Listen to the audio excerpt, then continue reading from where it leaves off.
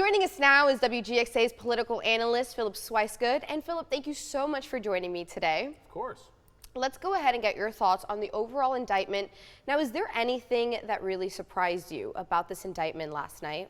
Yeah, there were several things, but first, I would actually say that today may be the most significant day in the history of Georgia politics, because Fani Willis brought this RICO indictment against Donald Trump, and RICO stands for Racketeering, Influence, and Corrupt Organizations. And so it's kind of convoluted, so that was one surprise, but if you really want to understand what's going on here, Fani Willis, this district attorney in Fulton County, is claiming that Donald Trump is the head of a criminal enterprise whose goal it was to overturn the 2020 election. That's the headline. Like, if you just want to understand what's going on, that's the basic gist of what's going on here. And so RICO laws allow for multiple charges to be brought that support the headline charge. And so the headline charge here is that Donald Trump and his team tried to overturn the 2020 election. But the subtext and the other charges that are being brought is the illegal action taken in Coffee County to access voter files. It's the slate of fake electors that they tried to produce, and it was the conversation with Brad Raffensperger whenever he told him that he wanted to find 11,000 more votes. So that's the big unusual thing that's happening. That's actually happening here is this charge. It allows multiple charges to be brought together to charge the person that is at the top of this organization, whether they knew about it or not. As long as actions were taken by people under the person at the top that helped Donald Trump overturn the election, he can be charged with those. If I was the Donald Trump team, I'd be very worried about this. Now, how do you think that this sets the precedent now going forward for former presidents or politicians in general that are facing maybe charges like these or similar allegations, knowing that not only is it Donald Trump, but it's also his team that had anything to do with what is being alleged? Part of what's concerning about this is just what you said. It's the precedent that is set for future people that run for office. Essentially what this says is that if you decide to run for office, you can absolutely be prosecuted for the actions that you take. Before this event, typically American presidents, even when they did something illegal, going back to Richard Nixon, were usually pardoned and it was swept to the side just for the good of society. It wasn't to give the person a free pass, but it was for the good of the republic to allow the person at the top to be able to move to the side, and you bring in new people to replace them.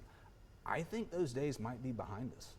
Wow, and I just seeing how this could maybe impact the history, impact the future of what politics maybe look like in this country.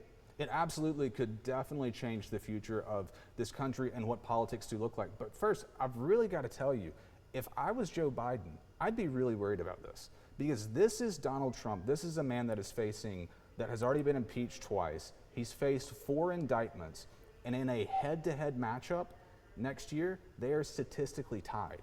If you're a Democrat, you've really got to be panicked about that your guy cannot beat someone who is under 4 indictments and who has been impeached twice. If you're a Democrat, that is really, really bad news.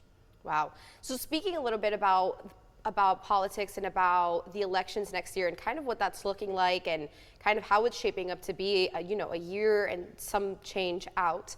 What do you think that this means for the Trump's campaign efforts here in Georgia?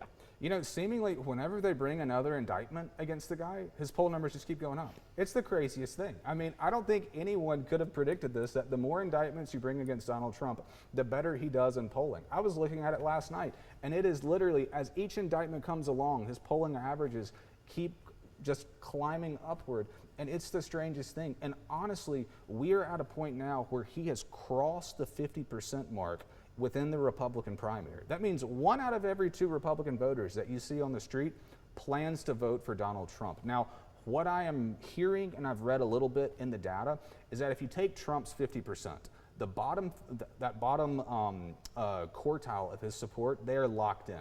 It doesn't matter if this guy does anything at all, they are going to support Donald Trump. That second quartile, that top 25%, they are actually able to be convinced. And so what I'm hearing from the other campaigns is that these other campaigns, they are all trying to concoct a message that targets that top 25% of Trump support. Because then if you can convince them, you're left with 75% of the GOP that is able to be convinced and only 25% that is locked in for Trump. And one of the best examples of that was actually here in Georgia. Whenever David Perdue ran against Brian Kemp in the Republican primary for governor, David Perdue, an explicitly backed Trump candidate with really high name ID, only got 25% of the vote. That told me that that is the percentage of his voting bloc that is locked in, and everybody else can be convinced.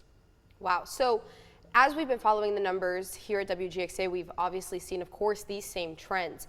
Why do you think that is, that every single time he does have indictments brought to him, these people seem to be even backing him up even more? Yeah, and to me it goes back to 2016, and you have to remember that Donald Trump tapped into something that no one saw coming. Donald Trump was able to tap in to that blue collar, middle class American voter who felt left behind by progress, who felt that their wages were not keeping up with inflation. They were worried about pocketbook, kitchen table issues. And here comes a guy who is able to speak their language. Here comes a guy who, even though he's a multi-millionaire, here's a guy who just knows his stuff and is able to speak to them and doesn't apologize for who he is. And now, in my mind, a lot of those Trump supporters feel that the guy that fought for them, and that was Trump's whole thing, he was the fighter, he was the guy that was going to fix it, to make it happen.